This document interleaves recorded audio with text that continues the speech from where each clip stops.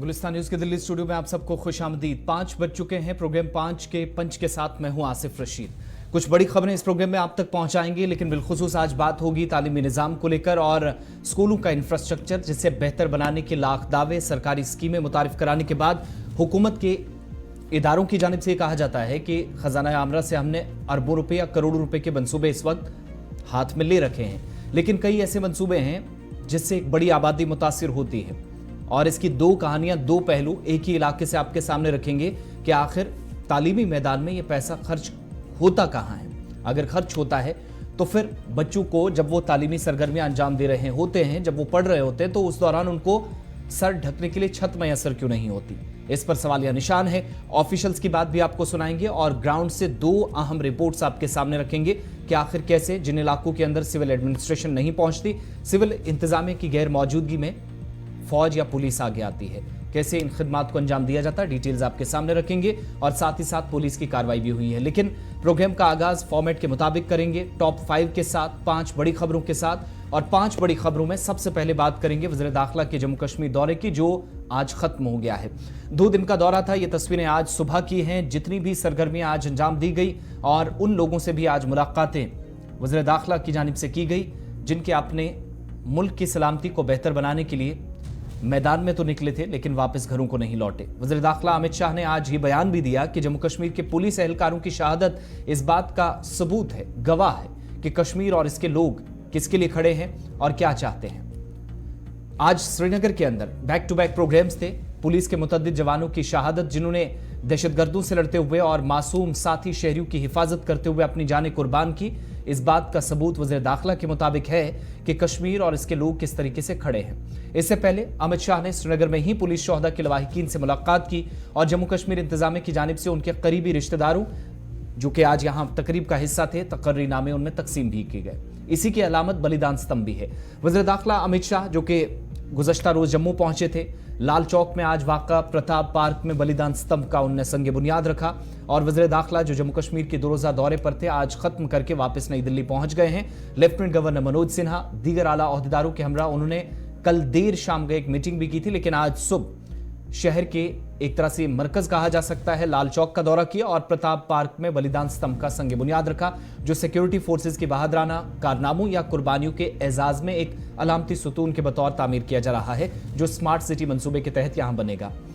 इससे पहले अमित शाह ने 1 जुलाई से शुरू होने वाली अमरनाथ यात्रा की तैयारियों का भी जायजा लिया, बालतल का दौरा किया और इतलात के मुताबिक उन्होंने सूरत हाल का यहां पर जायजा लिया। लेकिन मीटिंग ऑफिशियल्स के साथ भी हुई और गुज़श्ता रोज श्रीनगर में शेर कश्मीर इंटरनेशनल कन्वेंशन सेंटर में मुनक्किदा एक तकरीब में उन्होंने शिरकत की और शाम को सिक्योरिटी जायजा मीटिंग की सदारत करते हुए पुलिस, सीआरपीएफ, बीएसएफ और दीगर तमाम मुतलकीन से, जिन्होंने सिक्योरिटी का जिम्मा उठाना है, बड़ी जिम्मेदारी यात्रा के पहले और बाद में और यात्रा के दौरान भी, उन तमाम लोगों से ब्रीफिंग की। सिक्योरिटी को यकीनी बनाने के लिए एजेंसियों की कसीर-उल-जहती अंदाज में अपनाने को देखकर उनके मुताबिक खुशी हुई और बाद में बैक टू बैक ट्वीट्स भी आए। लेकिन बड़ी बात कि जम्मू कश्मीर के अंदर मुसलसल अमन और इस्तेहकाम वज़ीर आज़म मोदी की तय करदा अहम अहदाफ, जो जिसका एक हिस्सा है। और वज़ीर आज़म के मुताबिक, वज़ीर दाखिला के मुताबिक, जब वो वापस जा रहे हैं तो वज़ीर आज़म हो या दीगर तमाम वो लोग जिन्होंने जम्मू कश्मीर में अमन और अमान के लिए कोशिशें की हैं, इसका आज जम्मू कश्मीर पुलिस भी सबूत देती है, यहाँ के शहरी सबूत देते हैं। लेकिन जो हवा बदली है, तब्दीली का एक पैगाम लेकर वादी कश्मीर से वापस नई दिल्ली के लिए जा रहे हैं, इसलिए उनकी रूह को, जो लोग इस जम्मू कश्मीर को बचाते बचाते चले गए, उनको भी सुकून पहुंचे। इस दुआ के साथ वो यहां से गए और कई तरक्याती प्रोजेक्टों का इफ्तिताह भी उन्होंने इन्हीं 24 घंटों के दौरान किया जब वो जम्मू कश्मीर में रहे। एक खबर। दूसरी खबर आपके सामने, ये एक और ऑपरेशन था। लाइन ऑफ कंट्रोल को अबूर करने की कोशिश के दौरान दरअंदाजों के साथ फायरिंग के तबादले एक फौजी एहलकार जख्मी हुआ है। लेकिन दिफाई जराये के मुताबिक या फौजी तर्जुमान बताते हैं कि गुज़श्ता शब करीब 10 बजे फौज ने इलाके में पुंछ के अंदर कुछ मुश्तबे नकलो हरकत देखी, जिसके बाद इलाके के गुलपुर सेक्टर में छोटे हथियारों से फायरिंग की गई। और यह तसादुम, जो कि देर रात गए तकरीबन गुलपुर सेक्टर में शुरू हुआ, फॉरवर्ड रेंज नाला के करीब हुआ और उस वक्त शुरू हुआ जब फौज ने कम से कम 3 भारी हथियारों से लैस दरअंदाजों को घने जंगलों और तारीख की आड़ में भारतीय हुदूद में दाखिल होने की कोशिश करते हुए देखा। मुख्तसर फायरिंग के तबादले में एक फौजी एहलकार शदीद तौर जख्मी हुआ है, जो आर्मी अस्पताल में इस वक्त ज़ेरे इलाज है और दरअंदाज करीबी घने जंगल में दाखिल होने में कामयाब हो गए। इसकी भी तस्दीक दिफाई ज़राए ने कर दी है। फौज की इजाफी कमक रवाना इलाके के अंदर की गई, वहां पर छुपे दरअंदाजों का सुराग लगाने और उन्हें मार गिराने के लिए बड़े पैमाने पर तलाशी ऑपरेशन जारी है और हमारे नुमाइंदे के मुताबिक आखिरी इतलात तक ऑपरेशन जारी था। रवां बरस राजौरी पुंछ में हुए 2 जो अलग अलग मिलिटेंट हमले थे। लाइन ऑफ कंट्रोल समेत पीर पंचाल भर में सिक्योरिटी फोर्सेज अलर्ट पर हैं और फायरिंग के नतीजे में जहां पर तरफीन के दरमियान गोलियों का मुख्तसर तबादला जो रात देर गए हुए, इसमें एक जवान जख्मी भी हुआ। लेकिन कुल मिलाकर आप देखेंगे तो 24 घंटों के दौरान सरहदों पर यह बड़ा ऑपरेशन था। इससे पहले नॉर्थ कश्मीर के जहां पर मछिल सेक्टर के अंदर भी 4 मिलिटेंट मारे गए थे, हथियार उनसे बरामद हुए थे। तीसरी खबर, बात मौसम की। मौसम बदले या ना बदले, लेकिन लोगों की जिंदगियां बदली हैं और ये बदलती सूरत हाल इस वक्त कुछ लोगों को परेशान भी कर रही है। 26 जून यानी परसों से गर्मी की लहर से राहत की पेशनगोई महकमा मौसमियात ने आज कर दी है। शुमाली भारत के अंदर या भारत के बेशतर हिस्सों के अंदर गर्मी की वजह से 200 से ज्यादा लोगों की जान जा चुकी है। लेकिन जम्मू कश्मीर के अंदर जहां पर माहौल जरा मुख्तलिफ होता है, जब आप यहाँ की आबो हवा देखते हैं तो फर्क महसूस किया जाता है। इतनी ज्यादा गर्मी कम पड़ती थी, लेकिन जून के महीने में 18 से 19 बरसों का रिकॉर्ड भी टूटा। जम्मू कश्मीर के बेशतर मकामात पर रात का दर्जा हरारत भी जहां पर इजाफे का रुझान मुसलसल जारी है, जिससे यह अंदाजा लग रहा है कि सूरत हाल फिलहाल जल्दी नहीं बदलेगी। लेकिन महकमा मौसमियात ने जो पेशनगोई की, शायद वो बहुत सारे लोगों के लिए राहत लेकर आए। दर्जा हरारत मामूल से 6 डिग्री सेल्सियस से ज्यादा रिकॉर्ड किया जा रहा है और महकमा मौसमियात के आदादोशुमार के मुताबिक श्रीनगर में ही गुज़श्ता दर्जा हरारत जो रात का था 21.0 डिग्री सेंटीग्रेड के मुकाबले कम से कम 22.4 डिग्री सेंटीग्रेड रिकॉर्ड किया गया। और मौसमी गर्मा श्रीनगर के अंदर जहां पर यह मामूल से 6.6 डिग्री सेंटीग्रेड ज्यादा था। दैट मीन्स अब तक के जून के महीने में सबसे ज्यादा गर्मी जो पड़ी है कश्मीर सूबे में, उसमें इस दिन को भी एक रिकॉर्ड दिन बताया जा रहा है। जम्मू के अंदर भी अलग अलग इलाकों के अंदर, बिलखुसूस जम्मू शहर के अंदर और बिजली की जो कुछ एक इलाकों में कमी परेशानियां, वो भी मुसीबत बढ़ती गर्मी के साथ लोगों की बढ़ा रही है। क्योंकि गर्मी में जदीद आलात का, गैजेट्स का इस्तेमाल तो होता था गर्मी से राहत पाने के लिए, निजात पाने के लिए, लेकिन वो भी शायद इस बार काफी नहीं है। बहरहाल शायद पीर से दोबारा मौसम तब्दील हो और बारिशों के इम्कानात जाहिर हो रहे हैं महकमा मौसमियात के मुताबिक। चौथी खबर, आपको याद होगा कि पिछले दिनों भारत सरकार की तरफ से 2000 के नोट बंद कर दिए गए थे, लेकिन अभी तकरीबन 1 माह ही हुआ है जब आरबीआई की तरफ से ऐलान किया गया था कि 2000 रुपए के नोट को आहिस्ता आहिस्ता चलन से खत्म किया जाएगा। लोगों ने अपने पास मौजूद 2000 रुपए के नोट बगैर वक्त जाया किए बैंकों में जमा करना शुरू कर दिए। इसका नतीजा यह है कि अब तक 72% 2000 रुपए के नोट बैंकों में जमा हो चुके हैं। यह इंकिशाफ एक ताजा रिपोर्ट में हुआ है। गुज़श्ता रोज एक रिपोर्ट सामने आई जिसमें बताया गया कि भारत के बैंकों में गुज़श्ता 1 माह के दौरान 2000 रुपए के 72% नोट बैंकों में जमा हो चुके हैं। यह रिपोर्ट हैरान करने वाली थी और CNBC टीवी की जानिब से या उनके जराये के हवाले से जो बताया गया कि 23 मई से लेकर 23 जून तक मुल्क के तमाम बैंकों में 72% 2000 रुपए के नोट या तो डिपॉजिट हो चुके हैं या फिर बदलाए जा चुके हैं, तब्दील कराए गए हैं। मरकजी हुकूमत और आरबीआई ने ऐसी उम्मीद भी नहीं की होगी कि शायद 2000 रुपए के नोटों का चलन हटाने के बाद या खत्म करने के बाद और ऐलान होते ही अवाम से इतनी बड़ी जल्दी पीछा छुड़ाने की कोशिश जो की, शायद वो कामयाब ना हो। आरबीआई ने 2000 रुपए का नोट बदलने के लिए 4 माह से ज्यादा वक्त दिया था, यानी अब भी 3 माह से ज्यादा का वक्त बाकी है और मार्केट में 2000 रुपए के नोट का सिर्फ 28% हिस्सा ही मौजूद रह गया है। यहां पर यह याद दिलाना आपको जरूरी है कि 19 मई 2023 को ऐलान करते हुए आरबीआई ने कहा था कि वो 2000 रुपए के नोट सर्कुलेशन से बाहर कर रही है। फैसला ले लिया गया है और अब जिसके पास भी 2000 रुपए के नोट हैं वो 23 मई से बैंकों में डिपॉजिट कराए या फिर इन्हें तब्दील करे। इसकी आखिरी तारीख 30 सितंबर रखी गई थी। आरबीआई ने जानकारी देते हुए यह भी कहा था कि मुल्क में 3.60 लाख करोड़ रुपए के 2000 रुपए के नोट हैं जिनका बैंकों में आना बहुत जरूरी है। लेकिन आज भी 28% नोट मौजूद हैं, मगर 1 माह के अंदर जो पेशरफ्त हुई है उसने बहुत सारी चीजें बता दी हैं कि शायद जो डेडलाइन फिक्स की गई थी उससे पहले ही अभी ज्यादा वक्त ना लगे, नोट मार्केट में आ सकते हैं, मार्केट से बैंकों की तरफ आ सकते हैं। 5वीं बड़ी खबर की तरफ चलेंगे और बात करेंगे रूस के हवाले से, क्योंकि मुश्किलें रूस की बढ़ रही हैं। यूक्रेन पर धावा बोलने के बाद 1 साल की जंगो जिद्दत के बाद अब शायद रूस कह रहा था कि कामयाबी मिली है, लेकिन एक तरफ व्लादिमीर ज़ेलेंस्की खड़े थे, अब रूस के अंदर ही बगावत शुरू हो गई और रूस के लिए यूक्रेन में कामयाबी समेटने वाली नीम फौजी दस्ते वैगनर ग्रुप ने रूसी फौजी क़यादत के खिलाफ बगावत का ऐलान कर दिया है, जिस पर सख्त रद्द-ए-अमल व्लादिमीर पुतिन जो रूस के सदर हैं उनकी जानिब से भी सामने आया। रूस की जानिब से सूरत हाल से निपटने के लिए मॉस्को की सड़कों पर टैंक बुलाए गए। नीम फौजी दस्ते जो वैगनर ग्रुप ने रूसी तैयारों की जानिब से अपने हर अव्वल दस्ते में शामिल एहलकारों को मुबैना निशाना बनाए जाने पर इनमें बगावत बुलंद करते हुए आखिरी हद तक जाने का ऐलान कर दिया है। जबकि यूक्रेन में रूस का फौजी हेलीकॉप्टर मार गिराने और जुनूबी रूसी इलाके में जहां रोस्तोव के अंदर दाखिल होने का भी दावा जो कि अब तक इस फौज की जानिब से करी। ये लीडिंग ग्रुप है जो अब तक वैगनर कहलाता है, और वैगनर ग्रुप जो फ्रॉम द फर्स्ट डे अभी तक आपको इस जंग का हिस्सा बनते हुए दिखाई दे रहा था।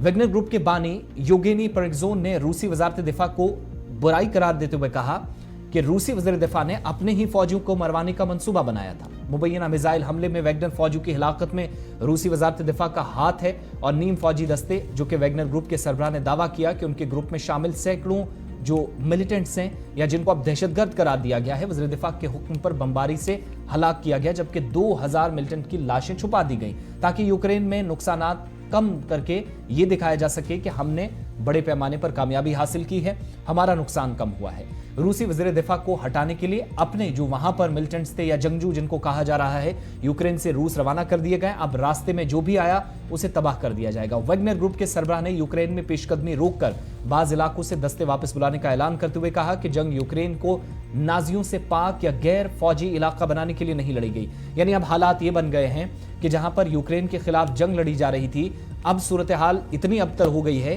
कि रूस का अपना ही सबसे बड़ा ग्रुप जो यूक्रेन में लीड कर रहा था, जब जंग जीतने के दावे किए जा रहे थे, तो वैगनर ग्रुप ने सबसे बड़ी कामयाबी जो अभी तक रूस को मिली है उसमें बड़ा कलीदी रोल अदा किया है।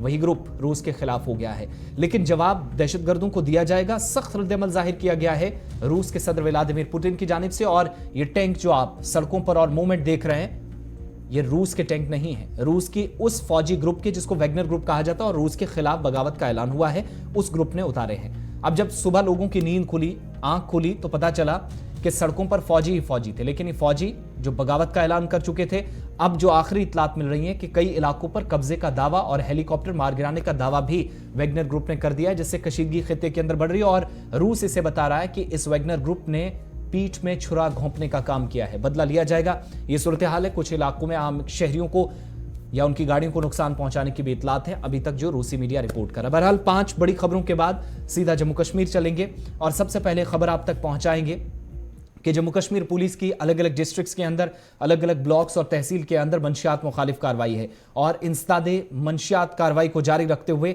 आज बारामूला के अंदर कार्रवाई की गई। और जो लोग पकड़े गए, कहां से वो मंशियात लाकर नौजवानों की जिंदगियां तबाह कर रहे थे, हमें और आपको शायद ये अंदाजा ना हो, लेकिन पुलिस को जैसे ही भनक लगी, पुलिस को इतला मिली, तो फौरी तौर पर कार्रवाई शुरू कर दी गई। और मंशियात मुखालिफ जंग को जारी रखते हुए पुलिस ने शुमाली कश्मीर के बारामूला जिले में सोपोर इलाके में 2 खवातीन समेत 3 मंशियात फरोशों को गिरफ्तार किया है। पुलिस बयान के मुताबिक मंशियात की बिद्दत की खात्मे के लिए या इस बात को यकीनी बनाने के लिए कि मंशियात से सोपोर पाक हो, ऑपरेशन को जारी रखा गया। 3 लोगों की गिरफ्तारी हुई है।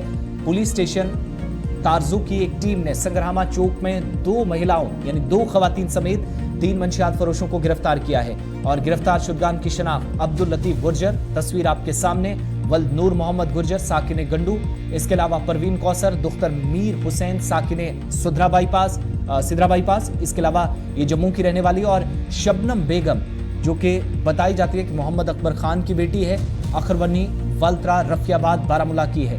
यानी अब आप अंदाजा लगाइएगा, जो लोग पकड़े गए इनमें शबनम जो कि रफियाबाद की है, और इसके अलावा परवीन कौसर जम्मू की है, और गंडू के रहने वाले अब्दुल लतीफ गुर्जर, जिसका मतलब यह है कि जम्मू से कश्मीर तक इस पूरे ये जो एक गैंग काम कर रहा था, मंशियात फरोश थे, डीलर्स थे, चेन ब्रेकर्स तो आप इन्हें नहीं कह सकते, चेन मेकर्स, जिन्होंने मंशियात एक जगह से दूसरी जगह पहुंचाने के लिए एक दूसरे का सहारा लिया, लेकिन आज तमाम के तमाम लोग बेनकाब हुए। तीनों ने पुलिस को देखते ही फरार होने की आज संग्रामा चौक से कोशिश तो की, ताहम ये कोशिश नाकाम साबित हुई। तीनों को धर लिया गया और पुलिस बयान में इसकी तस्दीक हुई है कि तलाशी के दौरान इनकी तहवील से हेरोइन जैसा नशा या ऐसा मवाद बरामद किया गया है। पुलिस ने इस सिलसिले में मुतलका दफात के तहत एक केस भी दर्ज कर दिया है और तहकीकात मजीद आगे बढ़ रही हैं। लेकिन बड़ी बात यह कि कल ही आपको याद होगा कि अब ये जो मंशियात फरोश है, अब जो इनकी प्रॉपर्टीज हैं वो तो जब्त होंगी ही, लेकिन साथ साथ जो बैंक खातों में जमा पूंजी है, जो पैसा है मंशियात से या नारकोटिक से इकट्ठा किया गया है, वो पैसा भी जो बैंक ऑलरेडी अकाउंट्स में रखा गया है, बैंक खाते हैं, उनको फ्रोजन कर दिया जाएगा, सीज किया जाएगा, मुंजमद करके इनसे पैसा और प्रॉपर्टीज भी ली जाएगी। जेल की हवा भी खाएंगे और साथ साथ असासे भी जब्त होंगे, जायदाद कुर्क की जाएगी। ये तैयारी पहले से की गई है। लेकिन 3 लोग गिरफ्तार हुए, 2 खवातीन, एक जम्मू से एक कश्मीर से। इस बात से आप अंदाजा लगाइए पूरी यूटी के अंदर कितना बड़ा गैंग होगा। शायद इनके इंकिशाफ पर बहुत सारी गिरफ्तारियां और भी हो सकती हैं।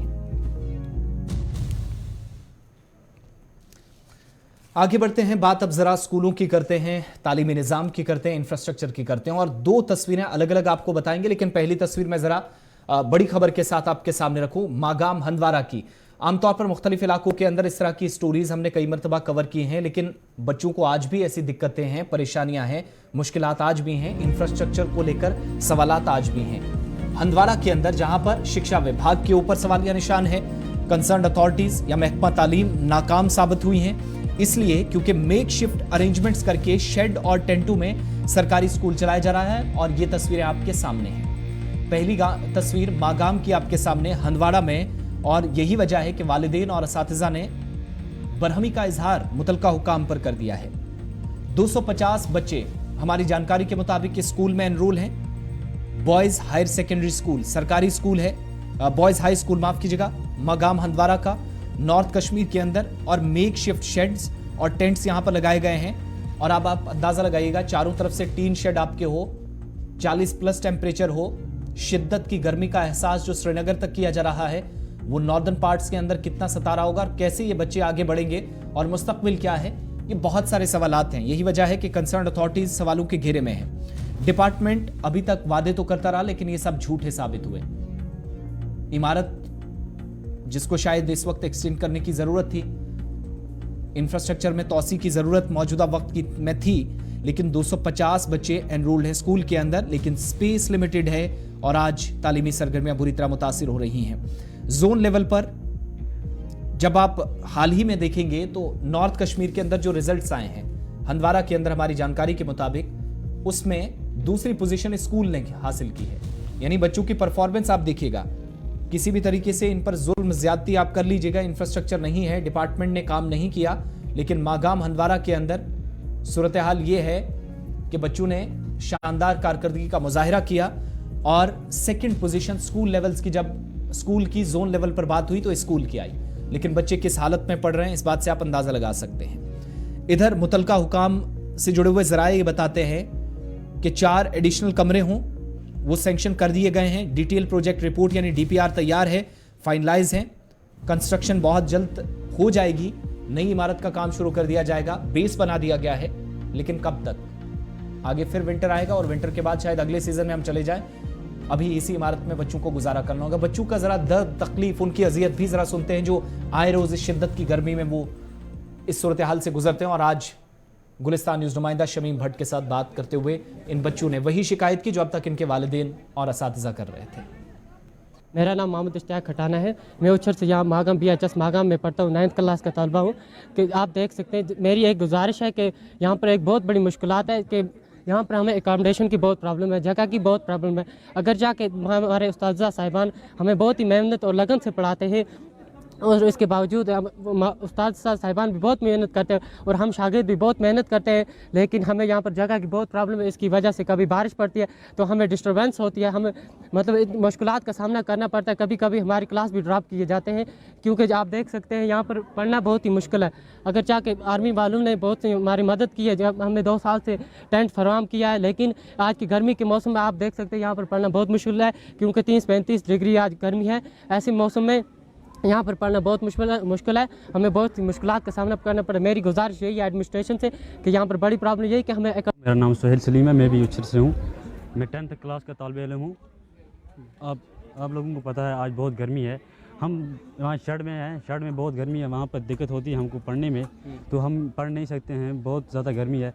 तो मेरी जी हाँ, उस दिन छुट्टी रखते पड़ते, इसलिए बारिश की वजह से हमें घर में बैठना पड़ता है। हाँ, तो क्या कहेंगे जिला इंतजामिया से, LG साहब से क्या अपील रहेगी आपकी तरफ? जो यहाँ पे प्लंथ दिया गया है जी, यहाँ पर इसको हमारे बेड दिया गया, इसको 10-20 साल हो गए, तो अभी तक इसको काम शुरू नहीं लगाया। मुझे ये मेरी गुजारिश यही है बिस्मिल्लाहिर्रहमानिर्रहीम। मेरा नाम नवीश शबीर है। मैं उछर से यहाँ पढ़ने के लिए आता हूँ। BHS मागा में 9th क्लास का तालिब इल्म है। क्योंकि आपने देखा कि जो हमें यहाँ पे एकोमोडेशन प्रॉब्लम है, क्योंकि आर्मी वालों ने जो हमें ये टेंट प्रोवाइड किया था यहाँ पे, लेकिन हमें गर्मी के मौसम में यहाँ पे बहुत दिक्कत, और जब कभी कभार मौसम भी ख़राब हो जाता है तो हमें क्लास मतलब छुट्टी रखनी पड़ती है या एक ही क्लास में हमें कंबाइन पढ़ना पड़ता है, तो हमें बहुत दिक्कत आती है उसमें पढ़ाई करने में। क्योंकि जी तब हमें मतलब यहाँ पे एक ही क्लास में कंबाइन करना पड़ता है यहाँ में, क्योंकि यहाँ पे बहुत दिक्कत होती है। इसमें बारिश का जो पानी होता है वो अंदर आ जाता है, इसकी वजह से हमें मौसम ख़राब होने की वजह से यहाँ पे बहुत दिक्कत आती है। क्योंकि हमारे जो यहाँ पे स्टाफ मेंबर है, टीचर्स हैं, क्योंकि बहुत मेहनत और लगन से हमें पढ़ाते हैं। क्योंकि जो इस स्टाफ मेंबर है यहाँ पे, क्योंकि इनकी मैं मेरे पास ऐसे अल्फाज नहीं इनकी तारीफ़ कर सकूँ, लेकिन जो यहाँ पे प्रॉब्लम एक यही है कि एकोमोडेशन जो प्रॉब्लम है, मेरी गुजारिश यही एडमिनिस्ट्रेशन की हमारी मतलब जो ये एकोमोडेशन प्रॉब्लम है इसको दूर की जाए, जल्द से जल्द इस बिल्डिंग को मतलब काम लगाया जाए, ताकि हमारी जो एकोमोडेशन प्रॉब्लम है ये दूर हो और हम अपनी पढ़ाई को जारी रख सकें। तस्वीरें हैं मागाम की, और बात यहीं ख़त्म नहीं होती। पिछले दिनों हमने आपको बताया था कि सरकारी स्कूलों के अंदर जो डिपार्टमेंट कह रहा है कितने लोगों को पानी पहुंचा है, नल के जरिए कहां कहां पानी पहुंचाने में डिपार्टमेंट कामयाब रहे हैं, जल शक्ति डिपार्टमेंट भी उसमें आ रहा था, वो आदादोशुमार आपके सामने रखी थी। लेकिन आज जब हम बात कर रहे हैं ये स्कूलों की है, ये तो एक स्कूल की कहानी है, दूसरे स्कूल की तस्वीरें ज़रा बता दीजिएगा। और हालात वही हैं, सिचुएशन वही है, यहाँ पर भी शिकायत लगभग सेम। यहाँ पर बच्चे ज़रा छोटे हैं जिनकी शायद बर्दाश्त की हद बहुत कम है। और ये तस्वीरें आप देखिएगा, ये government upper primary school Timpura Magam है, ये भी खस्ताहाली का शिकार। और इंजीनियर्स की जानिब से जो हमें जानकारी मिली है कि इस खस्ताहाल इमारत को, जिसमें दरारें पड़ी हैं पहले से ही, जहां पर तालीमी सरगर्मियां तो जारी रखी हुई हैं, लेकिन गैर महफूज इसे करार दिया गया है। और अब ये इमारत एक ढांचा आर्जी है, ऐसा महसूस होती है, खड़ी कर दी गई है, जहां पर कई तरह के खदशात पैदा हो और किसी बड़े हादसे को दावत दे सकती है। इस इमारत को गैर महफूज करार दिया गया है। स्कूल के बच्चों और वालिदैन के मुताबिक स्कूल इमारत में जगह और असातिज़ा की कमी भी बड़ी परेशानी है, बड़ा मसला है, और बच्चों का तालीमी वक्त ज़ाया हो रहा है। एक कमरे में 2 से 3 क्लासेज एक साथ ली जाती हैं, जिससे बच्चों को मुतासिर होना ये तो जाहिर सी बात है। और मागाम हंदवाड़ा की एक ही इलाका, 2 स्कूल, हाई स्कूल की हालत क्या है, और जो बच्चों का बेस होता है अपर प्राइमरी स्कूल कहलाता है, वहां पर हालत क्या है, वो भी तस्वीरें आपके सामने। इसमें कोई ढकी या छुपी हुई बात नहीं है। मकामी लोग हों या बच्चे हों, वो ये भी बताते हैं कि स्कूल की नई इमारत पिछले 2 साल पहले बनी थी, 2 साल गुजर गए हैं। ऐसा नहीं है कि इंफ्रास्ट्रक्चर तैयार नहीं है, तैयार है, लेकिन स्कूल की इमारत जिसका छत अभी तक नहीं है, और ये तस्वीर आपके सामने है, जिस पर अभी भी लेंटर डालना या इसका छत मुकम्मल करना और कुछ एक हिस्से की जो दीवारें हैं वो भी आधी अधूरी, और मंसूबा तशना तकमील। इमारत बिना छत के 2 साल से है, काम रुका पड़ा है नामालूम वजूहात की बिना पर, और फौरी तौर पर दोबारा काम शुरू करने का मुतालबा अब किया जा रहा, लेकिन मुस्तकबिल बच्चों का जो है वो तारीख ना बने, उसके साथ खिलवाड़ ना हो, ये कोशिश इस वक्त होनी चाहिए। हमारे नुमाइंदे ने zonal education officer Handwara Shabir Ahmad Badana से भी बात की, तो वो ये कहते हैं कि इमारत के लिए 27 लाख रुपए बतौर DPR वागुजार किए गए थे। पहली इंस्टॉलमेंट में 8 लाख रुपए वागुजार हुए, जिनमें इमारत की 4 दीवारें मुकम्मल हुई। इसी साल अब नए DPR को मंजूर किया गया है और इस इमारत को मुकम्मल कर लिया जाएगा। वहां भी पहली वाली तस्वीर जो बताई उसमें भी DPR, इसमें भी तैयार, लेकिन काम कौन करेगा किसी को कोई पता नहीं है। जवाब तो दिया जाता है, लेकिन ये कहकर कि DPR तैयार है, मंसूबा हाथ में लिया गया है, इस साल मुकम्मल हो जाएगा। अब मुकम्मल कब होगा ये तो वक्त ही बताएगा, लेकिन फिलहाल इन मासूम बच्चों की ज़िंदगी तबाह ना हो, ये एक बड़ा मसला यहाँ पर है। यही वजह है कि खदशात का इजहार बच्चे, वालिदैन, असातिज़ा और दीगर अहम शख्सियात कर रही हैं। गुलिस्तान न्यूज़ नुमाइंदा इस इलाके के अंदर पहुँचे, बच्चे किस तरीके से एक ही क्लास के अंदर 2 से 3 क्लासेस बैठती हैं या एक ही रूम के अंदर जहाँ पर तालीमी सरगर्मियाँ अंजाम दी जाती हैं, वो तस्वीरें आपको बताएंगे, और साथ साथ बच्चे और वालिदैन क्या कहते हैं, और फिर उसके बाद जोनल एजुकेशन ऑफिसर की बात भी सुनेंगे।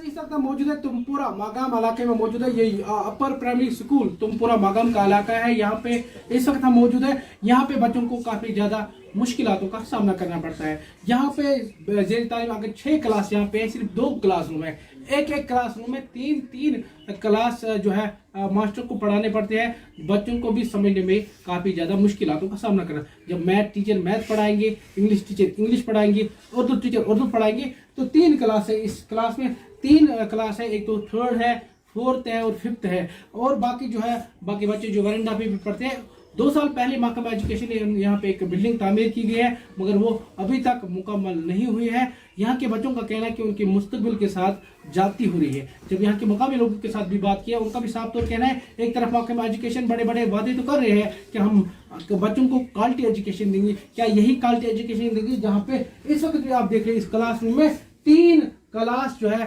3rd, 4th और 5th बच्चे हैं, वो यहाँ पे जब सवेरे आते हैं, जब यहाँ पे बारिश होती है तब बच्चों को यहाँ पे छुट्टी भी करनी पड़ती है। यहाँ पे बच्चों को काफ़ी ज़्यादा मुश्किलों का सामना करना पड़ता है। ये कल जो है ये हमारे बच्चे जो है कल यही डीसी होंगे या एसडीओ होंगे या ऑफिसर होंगे, मगर इन बच्चों के साथ काफ़ी ज्यादती हो रही है। इस स्कूल की बात करें, इसमें 3 क्लासरूम है, एक तो किचन है, दूसरा ऑफिस है। दोनों 2 क्लास में 6 क्लास कैसे पढ़ा सकते हैं? ये महकमा एजुकेशन की जिस तरह वो वादे कर रहे हैं कि उनकी खोखले महकमा एजुकेशन पे ये सवालिया निशान है। यहाँ पे उनके खोखले वादे यहाँ पे साबित होते हैं।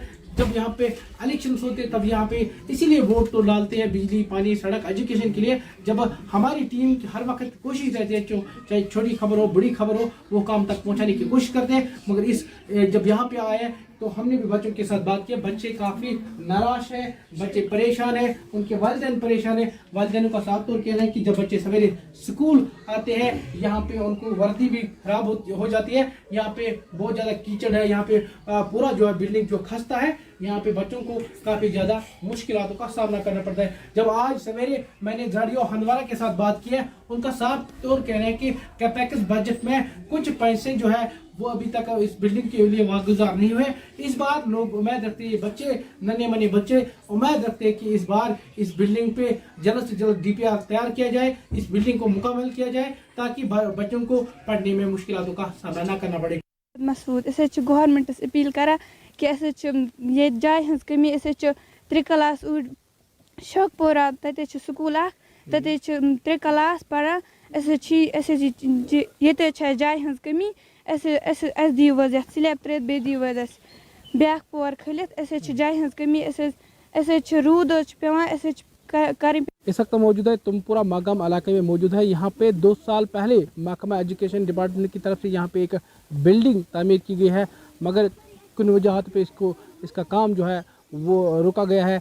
जब मैंने झाड़ियों हंदवारा के साथ शबीर अहमद बड़ाना के साथ बात किया, उनका साफ तौर कहना है कि इसमें कुछ कैपेसिटी में जो बजट है वो कम पड़ा कि हमने दूसरा जो है DPR तैयार करने हैं। मेरे साथ कुछ मुकामी लोग हैं। यहाँ के बच्चों को जब बारिश होती है तो उसातिज़ा साहिबान एक तरह गवर्नमेंट स्कूलों की बात करेंगे तो हाई क्वालिफाइड टीचर है, MA BEd PhD करके है। जब एक उस्ताद को 2-3 क्लास एक ही क्लासरूम में लेना पड़ता है या बच्चों को उसमें समझने में भी काफ़ी ज़्यादा मुश्किलों का सामना करना पड़ता है। मेरे साथ मुकामी लोग हैं, उनसे बात करने की कोशिश करेंगे। भाई साहब क्या छुते ना तो मे नाव मोहम्मद सुल्तान भट्ट, बस ये तुमपुर रोजान, बस स्कूल नजदीक ये स्कूल नजदीक बसान।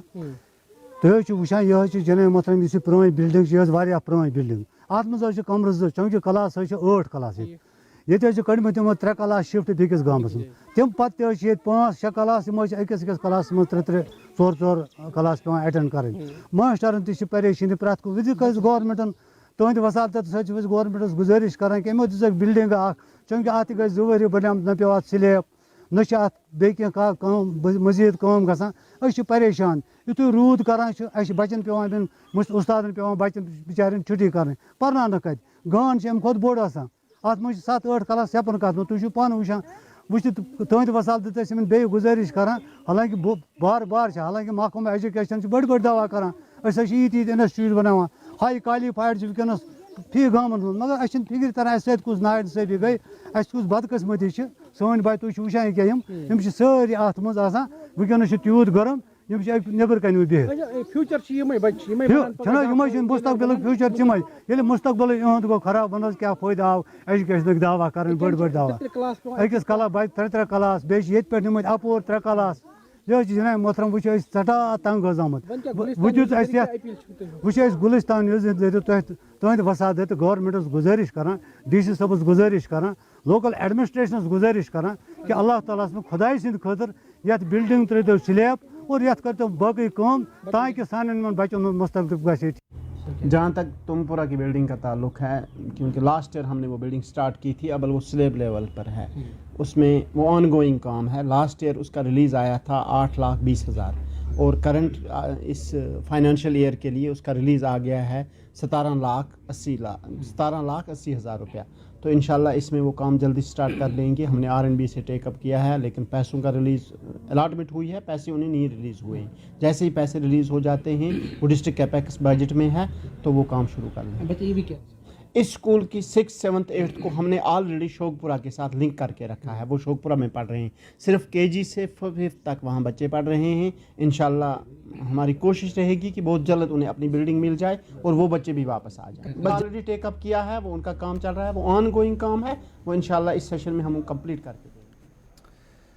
चलिए, जम्मू कश्मीर की खबरें थी। अब आपको चंडीगढ़ लिए चलते हैं। हरियाणा के मुख्यमंत्री मनोहर लाल इस समय एक प्रोग्राम से संबोधित कर रहे हैं। क्या कुछ कह रहे हैं, सीधा चंडीगढ़ से चलते हैं। आपको दूं तो आज के समय में अगर हम अपने न्यायालयों की जांच करें, जितने भी झगड़ों की संख्या है उसमें सबसे ज्यादा झगड़े, सबसे ज्यादा लिटिगेशन जमीनों के विषयों को लेकर के हैं। तो हमारा अगला जो लक्ष्य है, अपना टारगेट है, उसमें जमीनों के झगड़े, चाहे वो रिहायशी जगह के हों, चाहे वो हमारे औद्योगिक प्लॉट हों, चाहे हमारे एग्रीकल्चर लैंड के हों, जमीनों के झगड़े कैसे समाप्त हों, या उस जमीन में कभी भी हमको अपनी पैतृक संपत्ति के बंटवारे के नाते भी जो समस्याएं आती हैं, उन समस्याओं को हम कैसे समाप्त करें।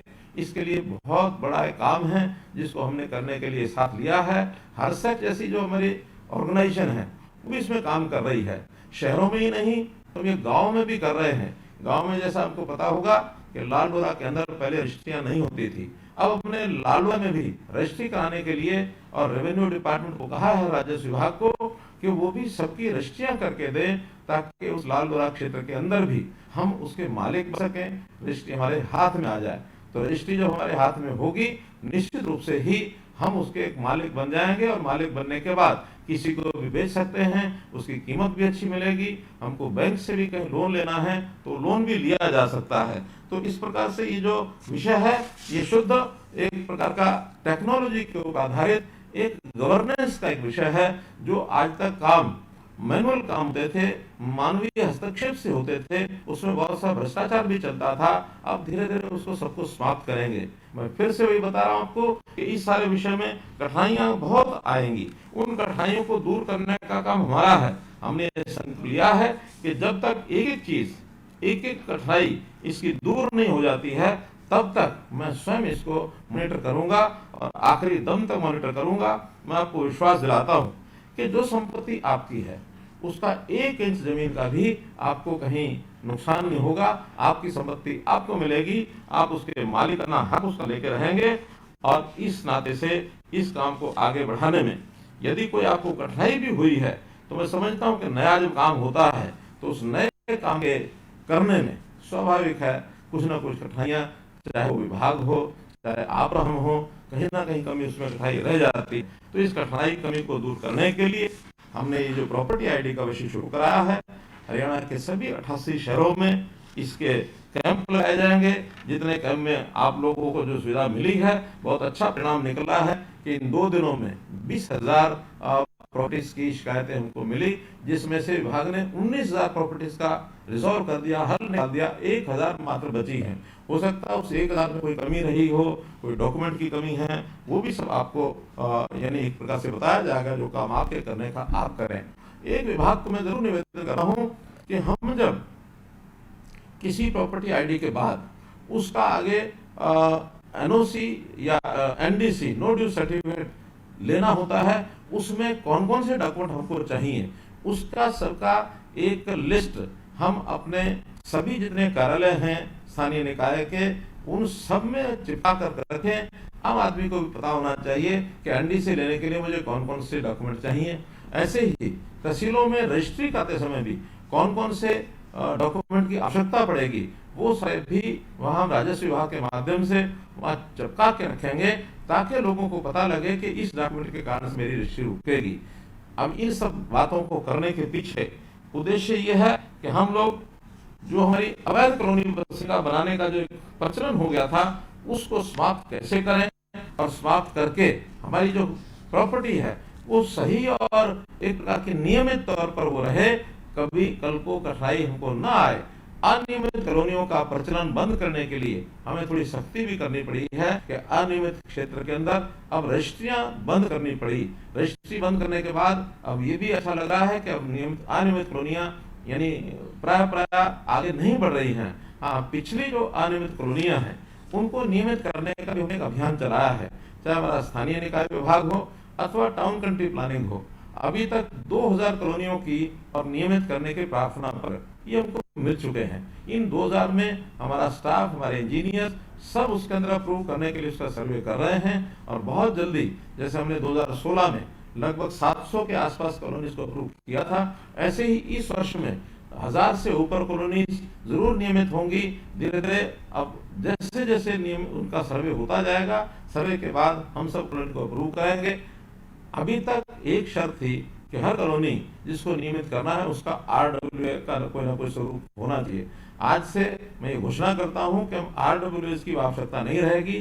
कॉलोनी का यदि एक व्यक्ति भी और आकर के अपनी एप्लीकेशन देता है कि हमारी कॉलोनी अनअप्रूव्ड है, उसको अप्रूव किया जाए, उसका भी सर्वे कराया जाएगा और सर्वे करा करके और हम आगे बढ़ेंगे।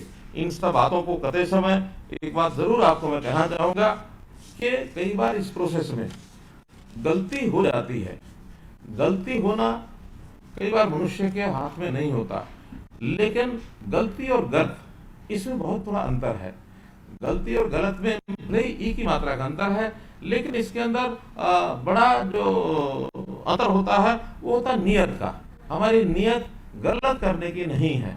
हम किसी भी तरीके से हम आपको सुविधा पहुंचाने के लिए ये सब काम कर रहे हैं और इस पर काम करते हुए पूरी निगरानी से इस काम को किया जाएगा। अभी विश्लेषण करते समय ध्यान में आया कि बहुत से प्रॉपर्टी होल्डर जो उन्होंने अपना रिकॉर्ड दिया हुआ है म्युनिसिपैलिटीज में, वहां उनका एड्रेस, नाम, पिता का नाम ये तो है, लेकिन कईयों में फोन नंबर नहीं है। मैंने आज ही विभाग को निर्देशित किया है कि फोन नंबर इकट्ठा करने के लिए जहां जहां नहीं है वहां घर में जाकर के उनके चाहे फोन नंबर लेकर के आए, चाहे फैमिली आईडी लेकर के आए, लेकिन एक बड़ी फोर्स लगभग 1000 आदमियों की अगले एक महीना काम करके और जिनके फोन नंबर नहीं है उनका घर घर जाके सर्वे करके उनको फोन नंबर लाएंगे, ताकि आपको इन सब कामों के लिए आगे कोई भी चीज कठिनाई उसमें न आए। तो इस प्रकार से इस काम को करने में हम लोग आगे बढ़े और मैं समझता हूं कि एक बड़ी समस्या को झेलते हुए, इसका हल करते हुए हम भी आगे बढ़ रहे हैं। 1 महीने के बाद ये सब समस्याएं हल हो जाएंगी, ताकि जिस व्यक्ति की प्रॉपर्टी आईडी नहीं बनी है प्रॉपर्टी आईडी बन जाए, और जिसकी आईडी बन गई उसको अगर कहीं उस जमीन का व्यवहार करना है, बेचना खरीदना है, तो उसको NDC का एक सर्टिफिकेट मिल जाए। टाउन कंट्री प्लानिंग से जब कॉलोनी हमारी अप्रूव हो जाएगी तो उनको NOC मिल जाए, तो NOC NDC मिलने के बाद हम अपनी जमीन का व्यवहार कर पाएंगे। भले ही आज तक इन चीजों का ध्यान नहीं किया गया था, लेकिन बदलते हुए इस युग में हमें जैसे हर एक चीज को बहुत एक सिस्टमेटिक करना है, ताकि आने वाली पीढ़ी को भी हमारी इस प्रॉपर्टी के कारण से जो कठिनाइयां हमें आ रही हैं वो उनको न आए। इस उद्देश्य को लेकर के इसको काम को हम कर रहे हैं। आपके सामने एक विषय रखा, आपने इसको सुना, बहुत बहुत धन्यवाद, बहुत बहुत आभार।